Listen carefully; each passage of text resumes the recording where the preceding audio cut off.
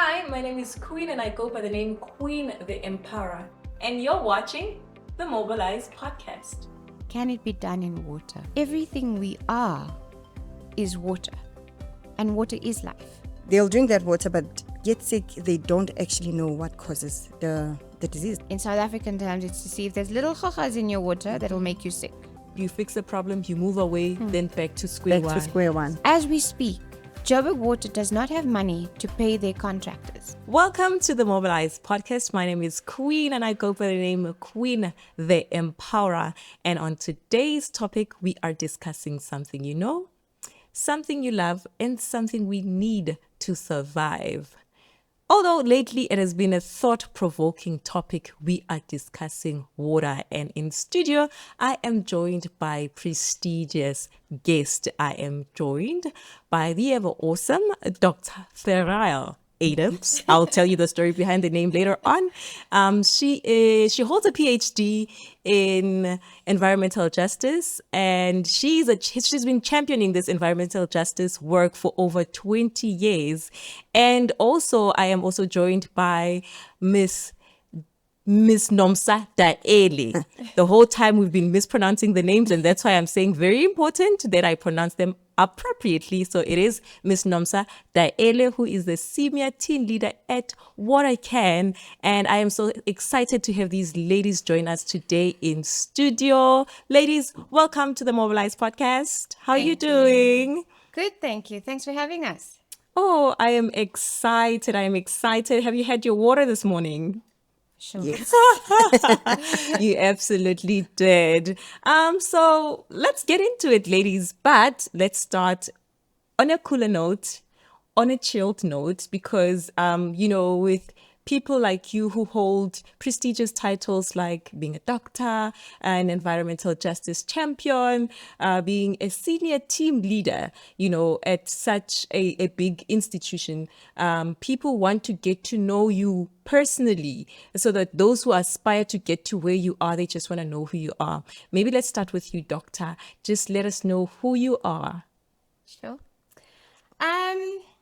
Well, I think I do describe myself as an activist. I've been an activist my entire life, I think. Mm-hmm. And yeah, I love life. I love the work that I do. I'm the youngest in a big family. And I love cats. Oh, nice. Yes, they're my friends. And yeah, that's in a nutshell who I am. I think I found my pathway to WaterCAN quite, I wouldn't say accidentally, but quite an interesting pathway. Okay. That is fair enough, but I think I would still like to dig in a little deeper. I know you've got more to the story, but let's go over to you, Miss Daele. Nomsa Daele. Nomsa Daele. It's Daele. I am I'm working with Dr. Ferrial, as you introduce yourself. So I am a training coordinator for WaterCAN. I think I'll also say I'm an activist. Funny enough, I had a dream once. Someone was asking you, who are you? And I said, I'm Nomsa, I'm an activist. I never told you about that. Tell me that. I'm an activist. I'm a mother. I think I found my way to WaterCAN through Outer. I used to do a lot of queries for Dr. Ferrial, and that's how I got interested in the water industry. It's so funny. She's calling me Dr. Ferrial. But usually she just calls you by name. Yes. Oh, okay. Well, that's what happens when we're in podcasts and we have mics and everything. And I love that you're both mentioning your journey towards WaterCAN, because I'm really interested in learning like what led you into it. Like when we look back when you were a youth, what are some of the things that led you? I know she mentioned a dream, but the activism work as well. What happened? Was there a point in time in your life where you like reflected and was like, you know what, I need to bring about change in this country of South Africa? So I know I don't look it. I'm just being, but I grew up under apartheid. And so my family, as I said, I'm one of many siblings and the youngest. And so we were politicized very early on in our lives, and our parents supported it. So I was 12 when I had my first whiff of tear gas. Oh no. And running around and being chased by cops. And it was a turning point because my older siblings, my parents were involved, my parents were helping. And so it was almost a natural progression, but the understanding that this system we lived under made you an other, depending on the color of your skin. And within that also created further divisions. And that irritated me. At what ages? I was 12 when I said to you, my first meeting, I was 11. And it happened by accident. I was 11. My older sister, at the time, she was 17. And she was going to a meeting. It was then what we would call Women's Day meeting. It was not a public holiday. We would celebrate August 9th. And her friends came to fetch her. And they said, do you want to come? And I was like, yo, the big guys are asking me to go with them. Little did I know. Yeah. And I went along to the meeting and I met amazing people and I listened to these speeches about women and I was completely blown away. And I thought, this is right. I believe everything that they're saying. And I never looked back. And I spent my entire teenage years doing door-to-door work. Wow, that is so encouraging and interesting that you can actually start that young, because people think the activism world just starts when you're like 30 or 45. But I mean, even a parent listening with the child can be inspired to say, actually, we need to start being conscientized of real life issues at a younger age. So you mentioned something around you had a dream. At what age did you have this dream?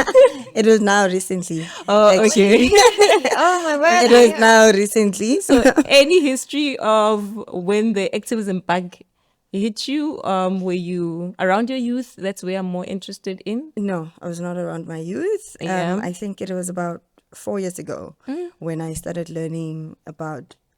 I met Dr. Ferrial Ferrial. Ferrial. So I think when I first met her, she used to be aboard, and then she introduced herself to me. That's when I started Googling her. Okay. And then I became more interested. Same people they interview. I started Googling the work that she does. And then that's how I became interested. I think that's how, when I joined WaterCAN, I started being an activist. But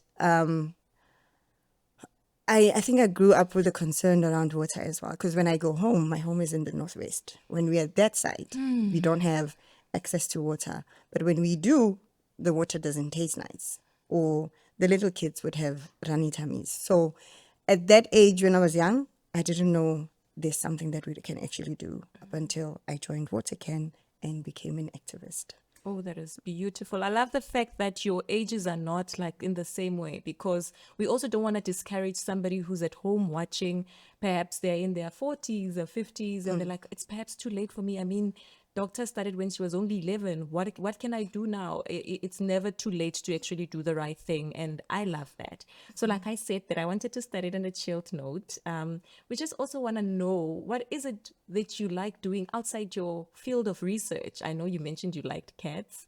What else that is relatable to somebody who's watching, an ordinary person that's watching? What is it that you like? Nomsa, let's start with you this time. I love cooking. Oh, yeah. I love cooking. I love trying out different receipts. So, yeah, if I see something on TikTok or on Facebook that I've never tried, I'll try that. That's one thing I like. It's very scary to cook for Namsa. She's Is like it? a foodie. Oh, no. Yeah. It's like you're giving someone and she's going to like judge you. It's chef. No, she'll say, no, this is very spicy. But when I taste, I'm like, Phil, it's not hot enough for me. Okay, so self-taught chef. Then we'll give you that. What do you like do? So I do different things. I like to run. I like to hike. Your body says it all. And I love like- it. Thank you. And I like to dance. Oh, nice. We have something in common. I love to dance too. She likes music. Yeah, I love music. Okay. I used to teach ballroom and Latin dance. I love salsa because of my time in Mexico. And yeah, outdoors. The more outdoors I can be, the happier I am. Okay. I cannot cook. Okay. She's We'll not bad. edit that out. We'll definitely edit that out.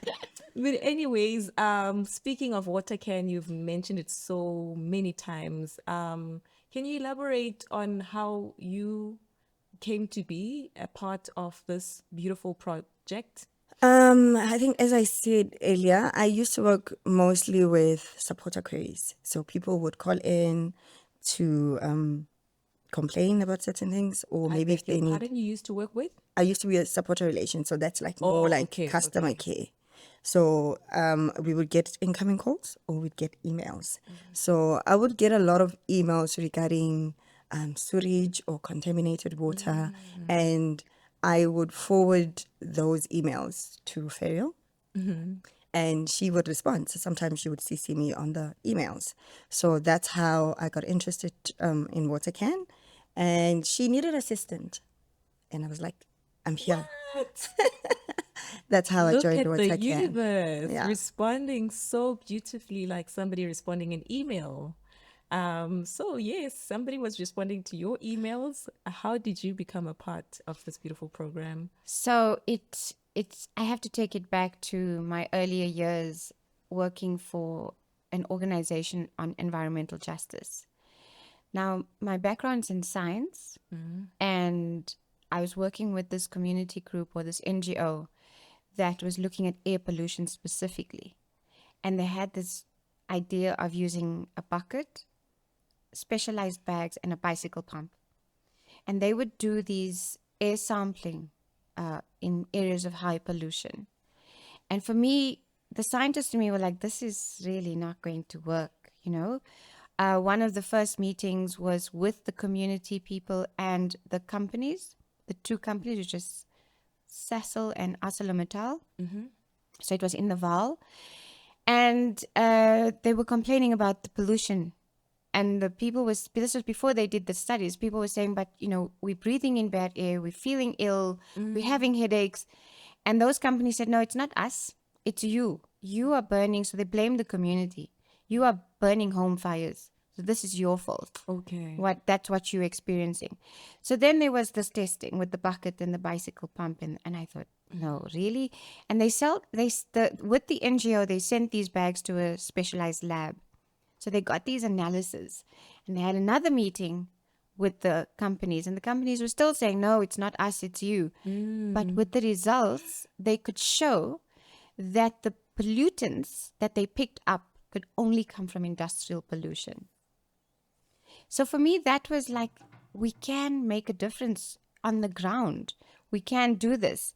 And so from then, and that I think was 20 years ago, where I was, can it be done in water? Water's always been my passion. And for years, I didn't think it could be done in water. And then I did my PhD on something called citizen science. Yes. And environmental justice in the water sector. And there it was that, you know, we could get testing kits that you could do at home. And you could check your quality of your water and figure out your drinking water quality. So that's what I studied. I was on the board of the organization Undoing Tax Abuse, and I resigned because I needed to do my write-up of my PhD. Okay. So they kind of wanted to know what my PhD was about. And then I explained.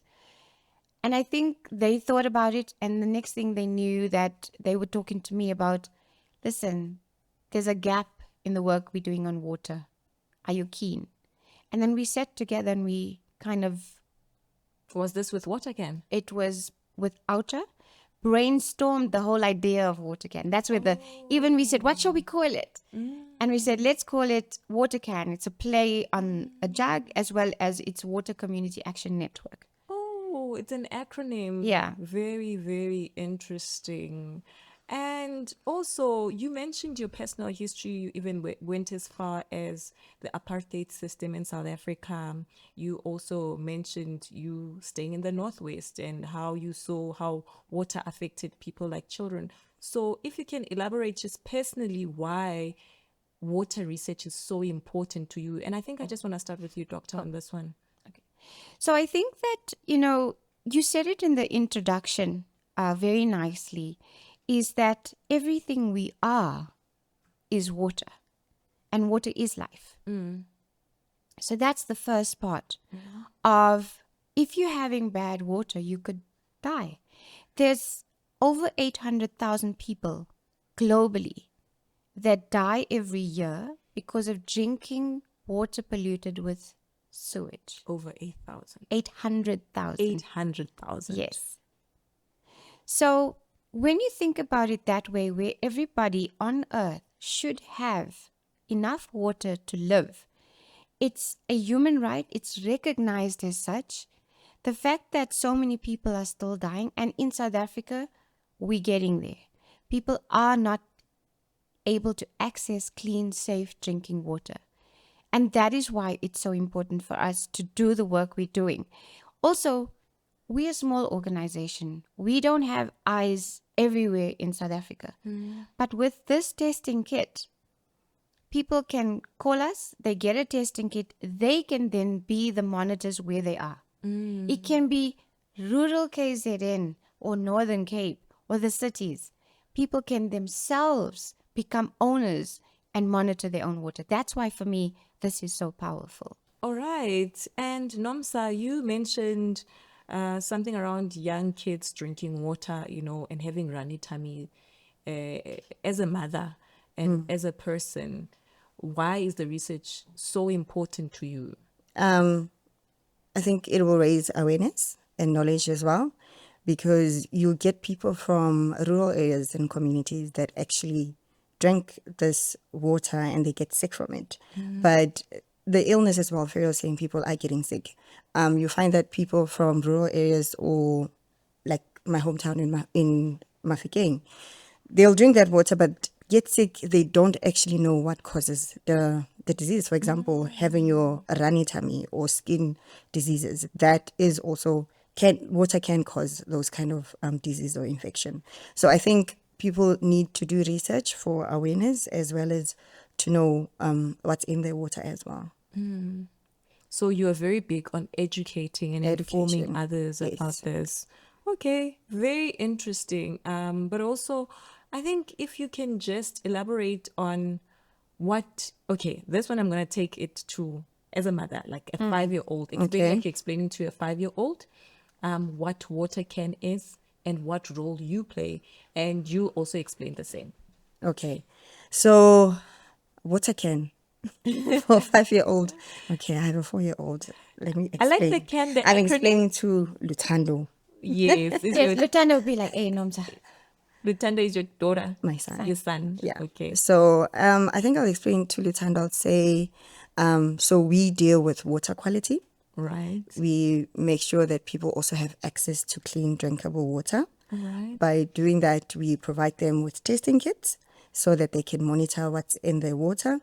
Not only that, we also assist. I'll say we are the voice for the voiceless as well. We guide people on what to do if they find that their water is contaminated. You are indeed the voice to the voiceless, because I've heard when a lot of times in your speeches, you really, really mention the marginalized. You keep saying the rural areas. So it's not just like a Joburg thing or a city thing. Yes. So yeah, I fully agree with you on that one. And also, as you explain, I'd like you to repeat the acronym so that we get it. Okay. So it's Community Action Network. Community Action Network. So we're trying to build a network of active citizen science activists. Okay. And your role there is? So our role is to build awareness, is to train people how to use the testing kit, and to be able to give people the understanding of the science. So the thing about science is that, and that's important, because when I came out of varsity, I had this like, science, there's this almost snobbiness around science.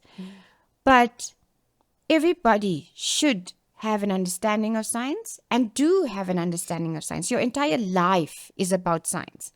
But because it's been corporatized, because it's being owned, it blocks out people and it doesn't allow them to have access. And what that does then, it blocks people from ordinary knowledge. Let me give you an example. When you're dealing with elderly people in say, for example, parts of South Africa, where we know that their education was not great because we're looking at South Africa. So their numeracy, their literacy is not as great, right? Under education. Exactly. So when you start, and I remember a good example, while I was doing my PhD, I was interviewing people as part of my thesis, right? And my question would always be, because I was looking at citizen science, I would always start with saying, so what do you think about science? To try and get an understanding. And I remember one young woman said to me, no, please don't talk to me about science. If you're going to ask me about science, I can't do this interview. And I said to her, okay, no, wait, it's not dependent on that question. I'm sorry. Relax. Tell me what you do. It was so amazing. She is a small scale farmer. Okay. And I said, okay, what does that mean? So she said, no, we prepare the land. I said, how do you prepare the land? And she described what she does. They take 2-liter cold drink bottles. They would take core samples from 4 corners of the land and the center.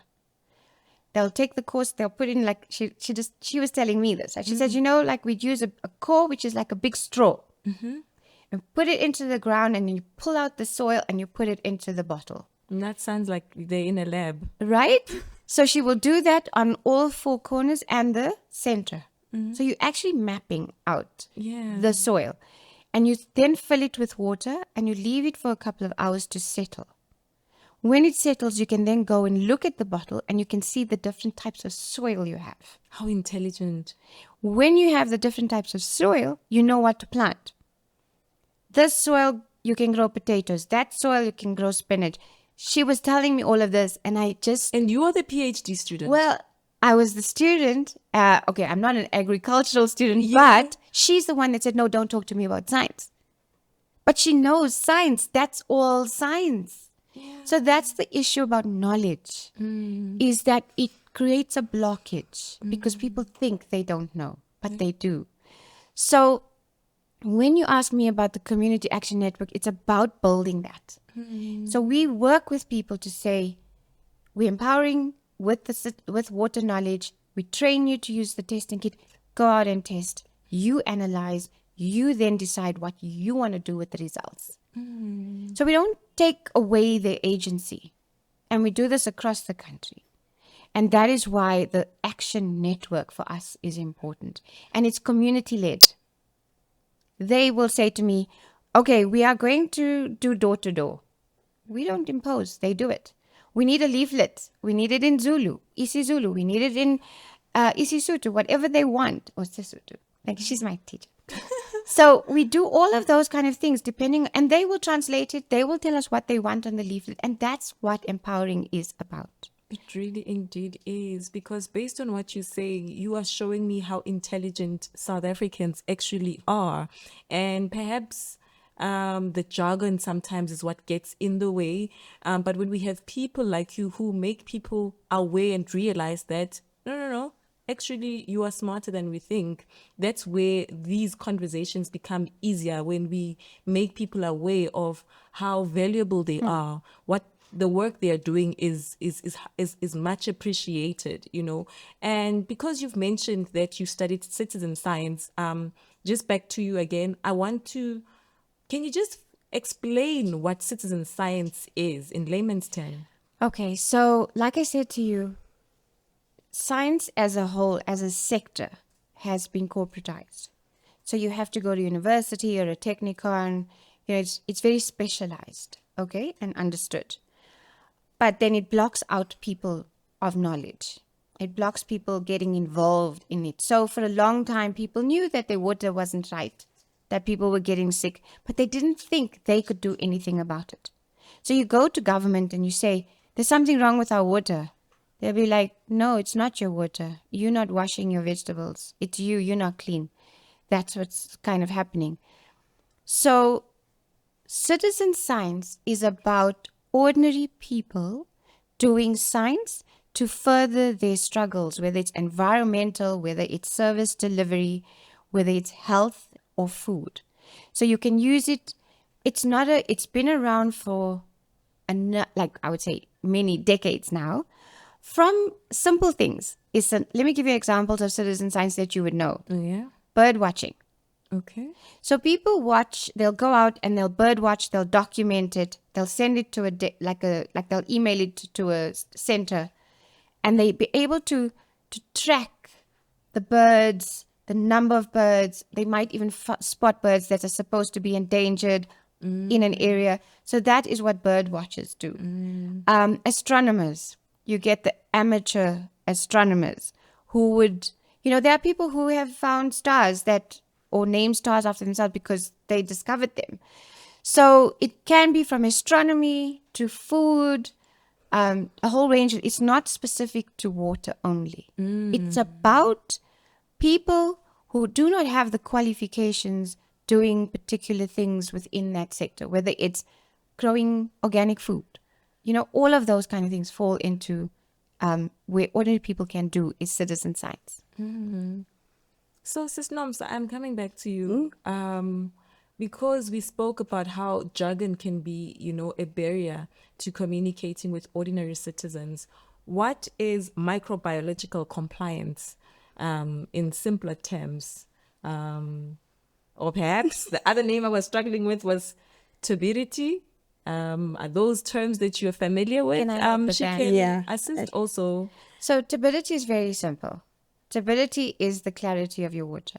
Okay. So if you pick up your glass of water, it should not have things swimming in it. It shouldn't be brown. Is that? Yeah, so it's fine. It's clear, right?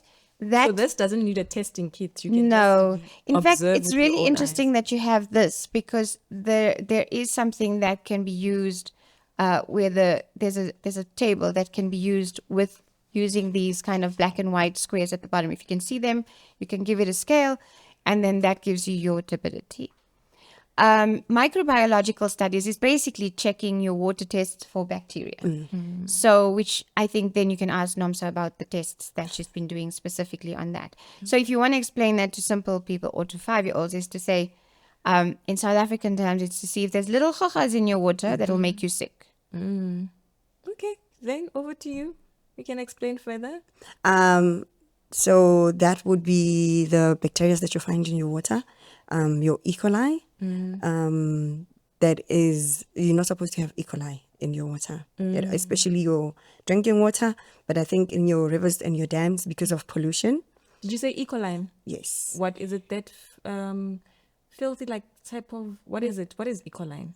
E. coli. E. E. coli. coli. What is that? Well, it's mostly from the human gut or from animals. It's bacteria. Bacteria. Oh, it's in bacteria. it's in your gut. It's in your gut. So it's basically sewage. Sewage. Okay. So anything on microbiological compliance?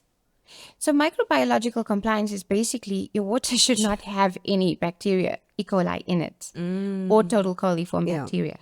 Okay. So that is what microbiological compliance is that within the standards we have for our drinking water, it's set according to SANS 241, which is the South African National Standards 241, which stipulates the quantities of what you're supposed to have in your water.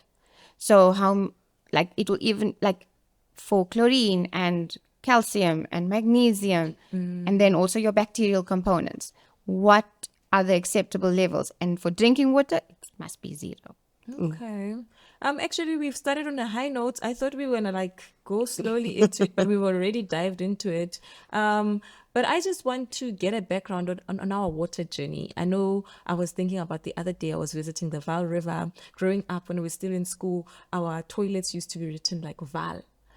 To show that the water in Joburg is from the Vaal River. So when I was there, I literally thanked the Vaal River. I'm like, thank you for giving me life for all these years. But what is the water journey that you can share with us, from the source of water to our taps to our toilets? What is the journey like?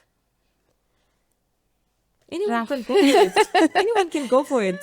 So your journey, actually, you should go to Lesotho and thank the Lesotho country for the Well, kingdom. one of my destinations that I'd like to visit. It's Really, is beautiful. Lesotho. So, it's really beautiful. Family there. But my point is, our water comes from the Lesotho Highlands Water Project. It flows into the Vaal River system. Now, the Vaal River system is the integrated Vaal River system is more than just the Vaal Dam. There are a few dams. It's a whole interconnected system that then feeds different provinces. Yeah. So Rand Water, as your bulk water supplier, that means it's the big company that will abstract the water from the Vaal, clean that water, okay, and they sell it to 4 provinces. Gauteng, Free State, parts of Mpumalanga, and parts of Northwest, Okay. I think. And they then sell it to the municipalities. So here in Johannesburg, they will sell it to the city of Joburg. And the city of Joburg has Joburg Water as their entity that then will send it to our pipes, our taps, our toilets, all of that. That's the journey. Yeah. When I was in Bloemfontein, I came from Bloemfontein this week for training. They mentioned that their municipality get water from, like you're saying, Rand Water, but they're saying they're getting water from a company called Map Water. So I asked, is Map Water like Rand Water? And they said yes. But Map Water doesn't clean their water properly. So we must check it out. Yeah. And it actually leads me to the question that follows this one, which is, seeing that you are so well-traveled and you know about the provinces in South Africa, what are some of the issues that are in these provinces with regards to water? You can even go as far as being specific and say, actually, in KZN, this is what we discovered that is different from the Free State, of different from Limpopo. I know there was a time actually where I was visiting Limpopo. There's a small rural area that's called Denelton Muteti. It was previously under the municipality of Mpumalanga, and then it was moved to Limpopo. As soon as it was moved to Limpopo, then there were problems with access of water. So you can tell that with province to province, yes, we have water issues, but they're not like the same. I think I'll name a few that I think I'm familiar with from the people that I've been working with. I think in Joburg, it would be the infrastructure, poor infrastructure. In Bloemfontein, there's a lot of agriculture there. So agriculture and mines are contaminating their water. With Cape Town, I think they're still recovering from day 0 because their water is not, they're paying even for, because I know with the schools, kids have to bring 5 rand. It's included in the school every year, So this is January. outside the school fees? Yes. So kids have to bring a 20 liter of water or a 5 liter. If they don't do that, you need to bring 5 rand to pay for water at school. So those And are also the sewage. the sewage as well. Yeah, it's really bad. So if you think about beaches. Yeah. I think Northern Cape or Eastern Cape, they're still struggling with drought. There's a lot of drought in that province. KZN, there's a lot of water shedding. This because of the rain, as well as the infrastructure as well. And I think umbrella of all of this is inefficient municipalities and corruption. Yes, because it is the water problem really is interlinked with the infrastructure problem. Yeah, and I think NOMSA does a lot of the work with the community groups. I mean, the story of KZN with the Right to Know campaign, which is a story you can talk about, and also your school project. I mean, I think is important to share your actual examples of what you've been doing. Yes. So in KZN, there's a community. I forgot the name, but they had been struggling with water for years. They have taps in their yards, but the taps are dry, so they didn't have water. But they have a stream that's nearby. So what they do is they collect water from that stream, and kids get sick from drinking that water. So they use that water for drinking, for cleaning, for doing their laundry as well.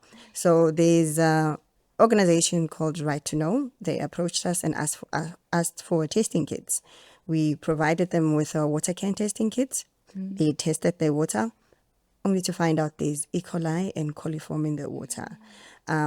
So this went to the media, and municipality responded saying no, they will assist them with water. Just in a few days, there were JoJo tanks that they were provided with from the municipality. Not only that, they had running water in the taps Oh, wow. after years of struggling with water. But after a few weeks, the taps were dry again. Phew. And we also have a project that we normally do in March, World Water Day in March. It's normally around the 21st or the 22nd of every year. So this year we had 95 schools in 5 provinces that participated with the tasting. So this is school kids and teachers that were tasting the waters from the school. It's either from a tap or from a JoJo tank and from a borehole. So we don't recommend that they test their borehole because they need to do a lead test. But they tested, and we also found that 40%, 46% of the schools, their water were contaminated with E. coli. So it was not good for consumption. And I was about to get excited and congratulate you when you mentioned that after the media came through, then there were JoJo tanks, until you mentioned the part where it's like if you fix a problem, you move away, then back to square one. Where you then realize that, the support that you need, you're not getting enough of it, which is really worrisome.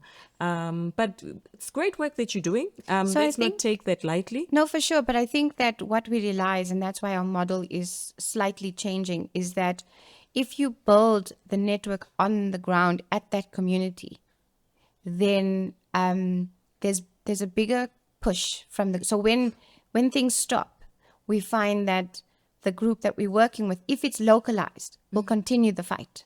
Oh, But on this one, it was, it was very rural. It was very difficult, and mostly elderly people. So it's difficult to kind of get kind of the activism going. And Right to Know were in Durban at eThekwini, so not based there. But in the areas where we're working, where there are local groups like Beckersdal or Claremont, we can step back and they still push. They'll be like, no, you promised this on this date, but now you haven't responded. Or in Mpumalanga, Carolina. There are groups there that have been working for years on environmental justice in Carolina, and they're so good. We learn from them. So that's why we try to build a community action network. So if there are people within an area that can spearhead the campaign, it's more powerful. And I also would like to commend you on your communication with the communities that you help. The mere fact that after leaving, you still are able to get feedback, even in communities where people aren't as strong when it comes to activism, shows the hard work that you are putting into this. And I think later on, we will maybe speak about how can people who are perhaps watching can be a part of WaterCAN in different communities.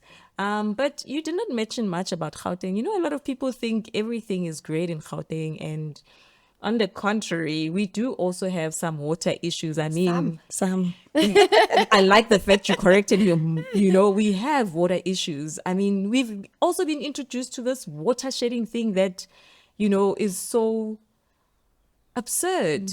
Any issues around Gauteng A lot. that you can speak from the top of your head? I think Gauteng, particularly city of Joburg, is a snapshot of what is going on in the rest of the country times 10. So what we're experiencing as a city should not be, it should not be the case.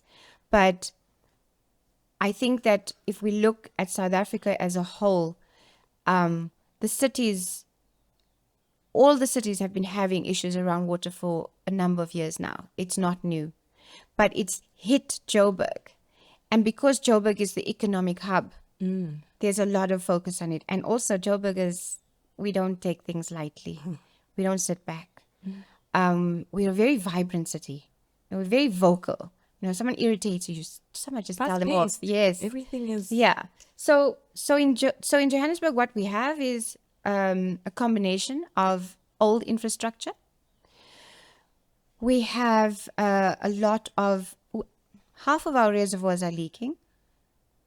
We need to replace at least 100 kilometers of water pipes a year, not only sanitation, but water as well. And we're only managing about 14 to 17 kilometers a year because of the budget. We are presently organizing a protest on the 1st of November outside the city council chambers because we think that the buck stops with the mayor. People point fingers at Joburg Water. We've been in touch with Joburg Water. We've seen the work that they've done. They've responded when they can.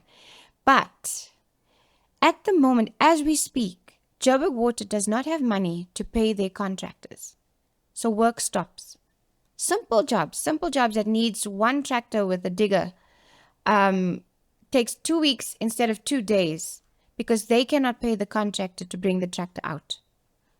So these are the kinds of challenges they have, and they want to get things done.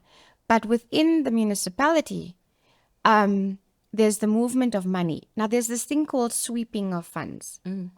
National Treasury allows municipalities to move funds into one account for 24 hours so that they can gain some kind of interest. But it must be returned. 4 billion rand has been moved from Joburg Water's account over 2 financial years. And it has not been put back. So we're not saying it's stolen, because the mayor keeps saying, oh, we didn't steal money. Yeah, we know. But tell us what you did with it. Yeah. Just show us. Yeah. Show us what you've done with it. If you say you've used it for contingency for other parts of the city, great. Let us see it. It's not being seen. We think City Power is sucking the city dry at the moment with their costs and their budget. So we're saying, as WaterCAN, if we don't fix our water systems, everything else is going to fall apart. Schools, hospitals, people's livelihoods, already jobs are being lost because of no water. It's not the same like electricity where people can put up generators and solar power and go off grid. It's not the same. It's way deeper. Water's water. There's no alternative. That's true. Right? That is so true. So we are saying to the city of Joburg, we're saying to Joburgers, like, you need to keep pushing, you need to keep monitoring, need to waste less, and we need to take the city to task, and we need to tell them what needs to be done. Like you said, people know what needs to be done. We have that information. We giving that to them. We sent it to the mayor. No response yet. I don't know. And it boils down to what is infuriating me right now, to say, if there's just one word to describe everything that you've just said, is corruption. And I feel that later on in the interview, we must go into that. But let's not forget that we are also here for the people, like the ordinary people who are probably going to be activists and join WaterCAN as well. And I'd like to know if there's any problems you can highlight that they perhaps are not aware of, whether in Joburg, whether in KZN, just general water problems that you might think they're not aware of. I think that people are becoming more aware, and it's because of an active civil society across the country. So I think what people don't know, and they always seem to be surprised when I tell them, is that government does a blue drop and green drop report every year. And we should be getting one in December, which we need to look at. Is it coming out this year? It should come out, yeah. Okay. The one thing is, it tells us that half of our drinking systems across South Africa is not good for consumption. That means it has bacteria in it. So you shouldn't drink water from, I mean, we've been taught 8 glasses of water a day. Now it's like, are you sure about that? Exactly. I mean, I think the issue that Nomsa mentioned about school kids now being either charged 5 rand or being told to bring water from home. But home doesn't have water either. So it is a challenge for learning. Young girls who are going through menstruation, they skip school because there's no water or no toilets at their schools. So you're having a generation of young people that are just staying at home when they're menstruating as if there's really something wrong with them. Young girls. Right? Whose future is And you know jeopardized. yes, exactly. You know the story of if you educate a mom or you educate a female, you educate a nation. We are primary teachers, Right? By nature. So that's the challenge. So I drink the water in the big cities, but outside of that, no. So you imagine all the South Africans living in all these parts of the country that are drinking the water, because what else can they do? What else can they do? Yeah, because not everyone can afford to buy water. Sometimes you find old people, they stay alone. And there's Jojo tanks and there's water tankers that are coming to give people water. Those old people can't walk a Dependent on distance or take a 20-liter bucket to go collect water. Yeah. So that is the problem. These are people who are dependent on grants also. And they're using their grants To to pay. pay the young guys in the streets because unemployment's high. So the young guys are like, no, mama, I'm not going to take it for So free. there's so many socio-economic issues that are interlinked to the subject. And Nomsa, also, I want you to take us through what an ordinary person in the rural areas, because you spoke about visiting the rural areas, what do they go through in communities where there's challenges around water? Like, take us through a day. I know she mentioned around young girls not being able to go to school. You also mentioned, pensioners not affording. But what are other areas that we might overlook? So you'll find that most of the time they don't have water. So they'll have to wake up early hours. I think in Joburg we call it the bucket system. So they'll have to wake up early hours in order for when the taps are running their time to go collect water, fill 20 buckets of water so that they have water during the day. Not only that, but if there's no taps running in the water, then they have to walk distance if there's water tankers for them to collect water. So those are very long queues, especially if you're old. You can't stand in that queue the whole day. I think last week when I was dropping my son at my mother's place, I'll make an example. She stays, it's a plot, it's in the northwest. She stays in a farm. So she said, no, can you please go fill my gas before you go? Because electricity is on and off. So I went to there was a garage close by. We went to go fill the gas with my brother. When we got there, they said, no, your gas is very small. You can't fill water here. But at the back of the garage, there's like a township there. You can go there. There's a person who will be able to assist you. When we went there, I wanted to tell you the story. When we went there, I'm glad you're telling us here. when we went there, we don't know this area. And so we're scared. We're like, let's just be normal. When we get there, we're asking, where can we fill the gas? And like, no, go straight there. You'll see there's a place where they sell bunny chow just next door. When we get there, we find the wife. No, my husband is not here. He went to Randburg. He'll be back at 12. Like, no, it's 10 o'clock. I can't wait 2 hours. And she's like, no, around the corner, there's another one. But as we walk around, there's taps. The taps are locked. So there's Is no this a running. township?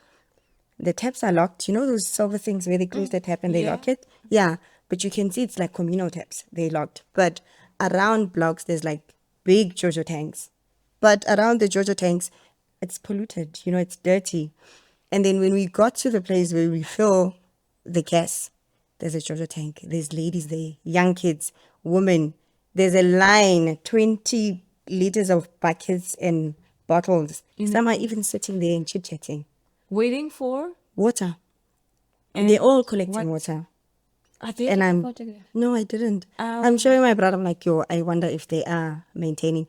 And my son Lunga's like, yo, since you've been working for WaterCAN, like water you look at mafias these or what? things. Are there people who are in charge of this water or something? Are they selling it? No, to the they were citizens? collecting water because there's Jojo tanks everywhere in that community.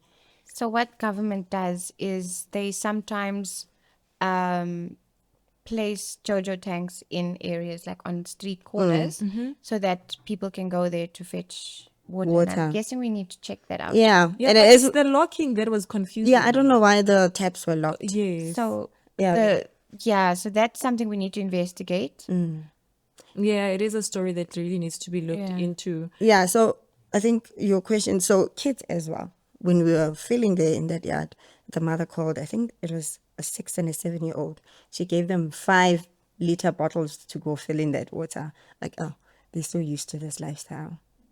Because with stories like this, before you know it, something else starts transpiring. Somebody now is in charge of the Jojo tank. Now people are paying for the water, or people are now being told you can only get 2 buckets a day. And these rules are unregulated. It's just random people who are just taking over. If it's not looked into and not dealt with at an infancy, I foresee so many future problems. I mean, you were told to almost wait for 2 hours for somebody who went to Randburg. What is that? But if you need the water immediately, you know what I'm saying? If we can talk about the Water Warrior Project, what are some of the things that you'd like to share about that program? Water Warrior. Yeah.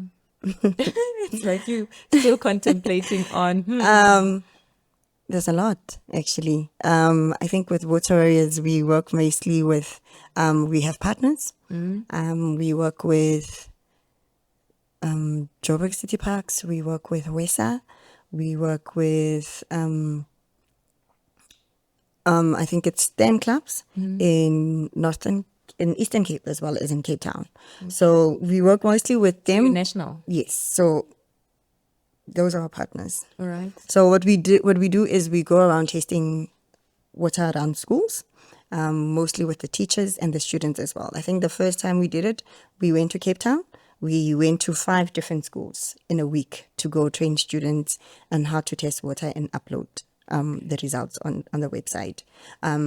This year, it was quite big because we had these other partners and we had about 95 schools that participated in the water tasting. That's where we found out that more schools are drinking water that is contaminated with bacteria. We are looking at growing it. Next year, we are looking for 200 to 300 schools that will take part. Okay. Later on, I'm gonna be asking you That- about so how we- can also be a partner as Mobilize, because we're all about Mobilize. You know, Ah, taking that'd out be the awesome. word.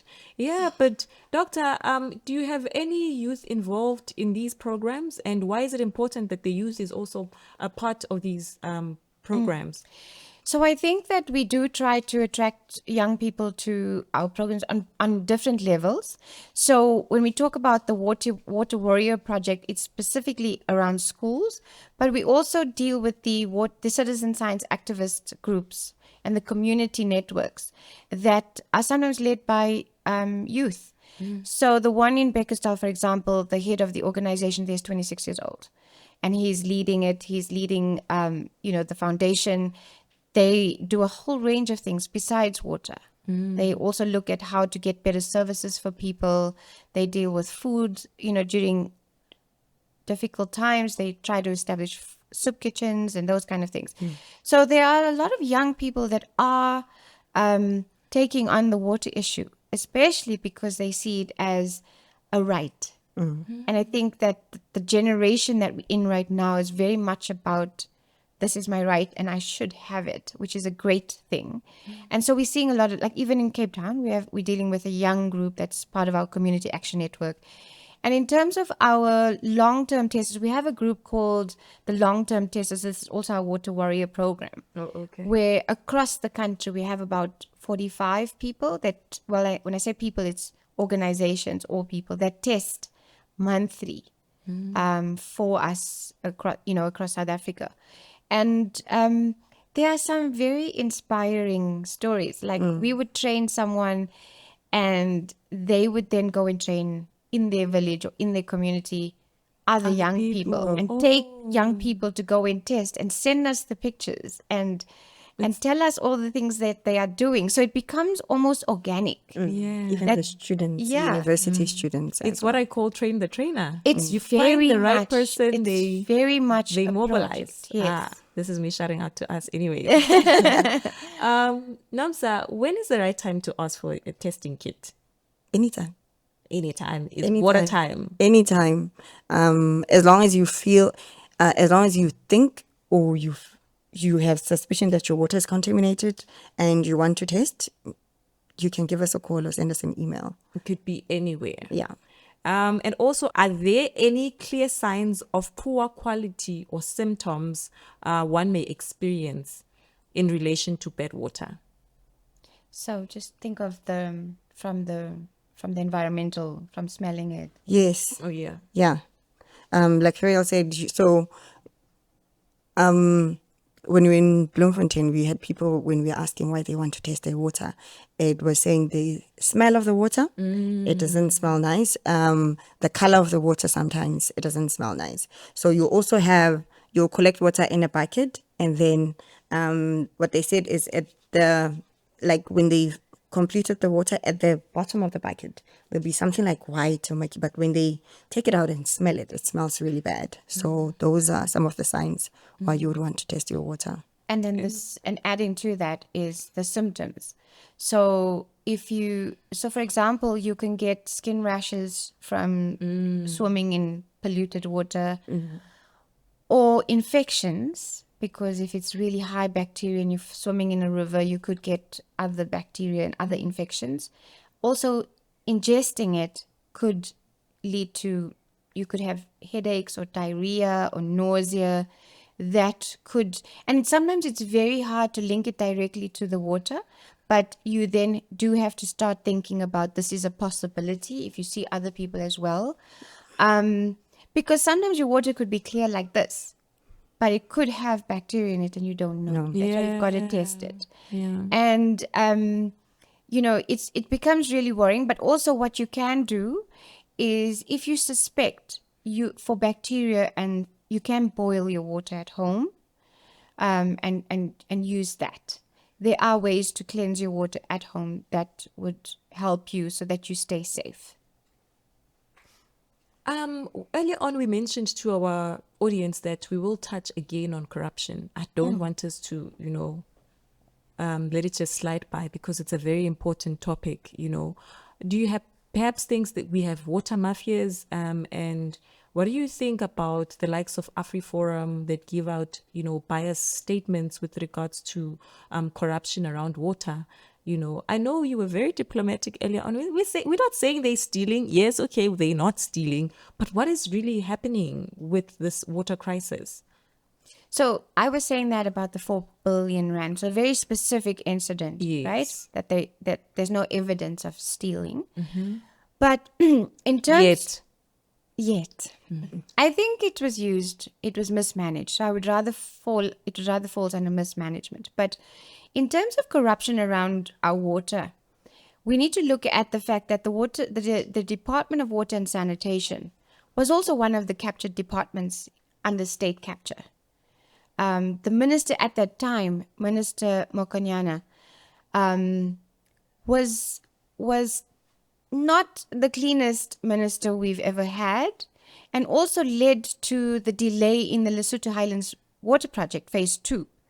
So that delay has had ripple effects for all of us. It should have been completed, I think, 2019. It now will be completed in 2029. So it has had a direct effect on us, especially in Gauteng.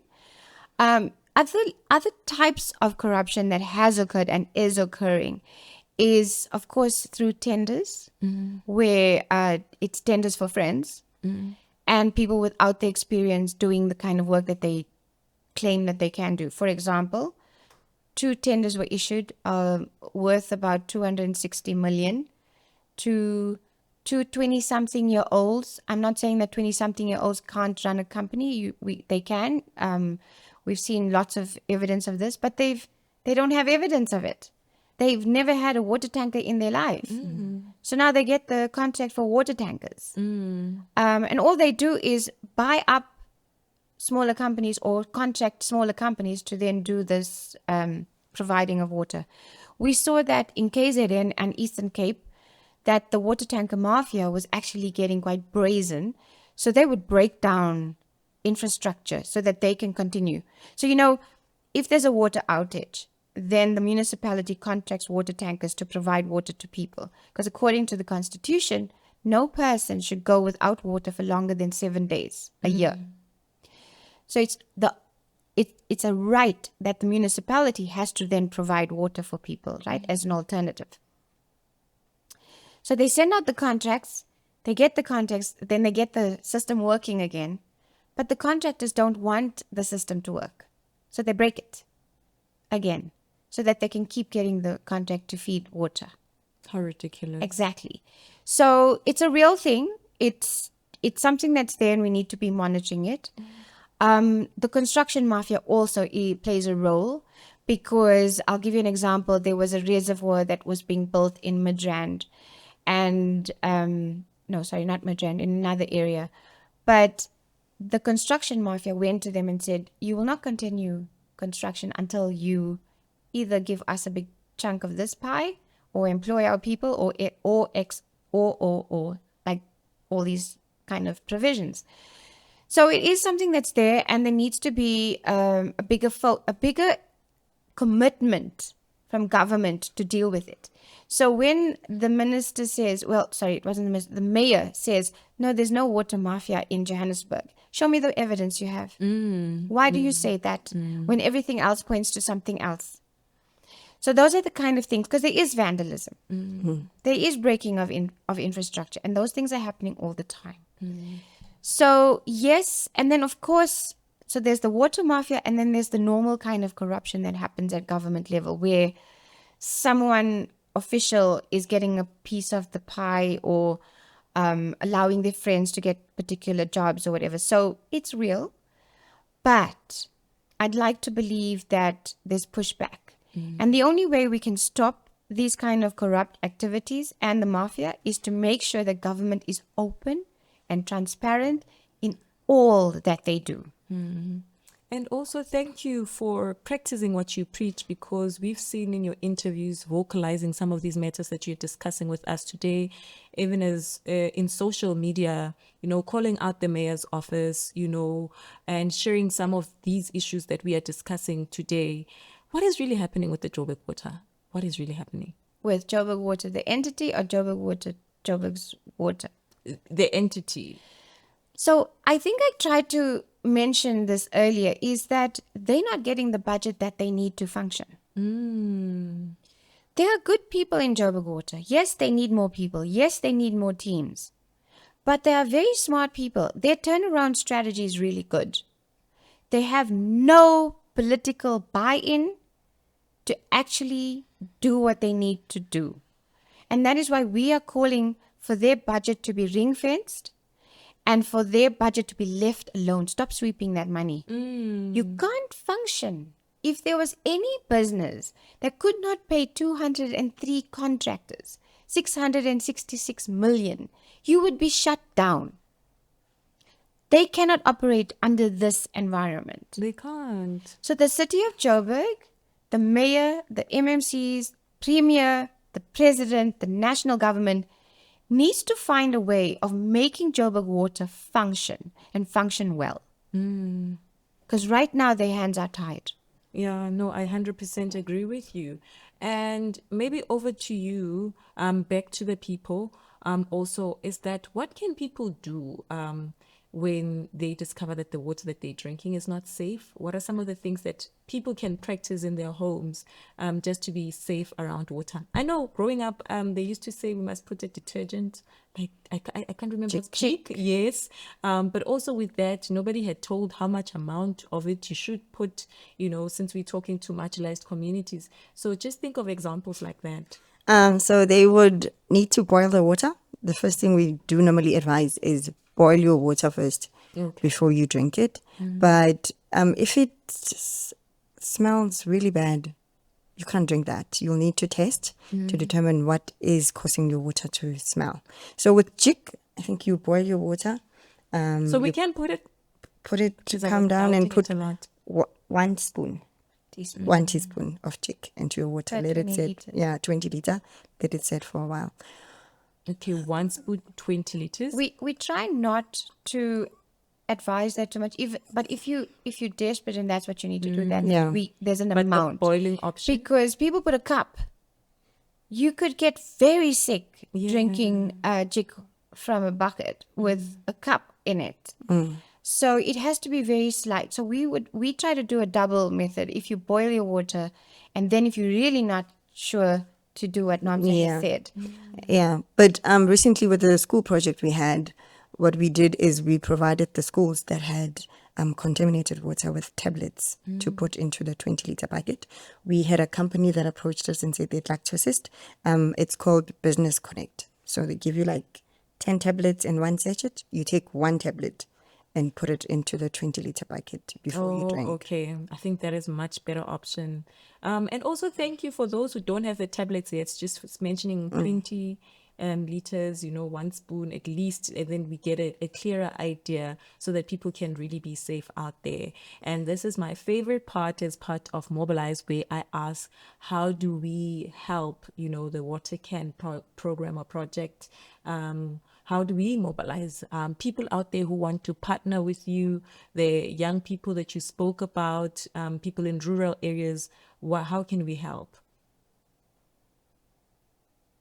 You first. They can get in contact with us All right. via email, or they can give us a call. So first thing we'll do is we'll have a meeting of understanding with them to understand what the problem is, and we'll take the next step in testing and guide them in what is it that they need to do. Oh, that is awesome. Do you want to add on I that? do want to add, because there's that, but we also want to build the WaterCAN network. So if people want to establish a WaterCAN committee wherever they are, they need to get in touch with us. We're looking to build.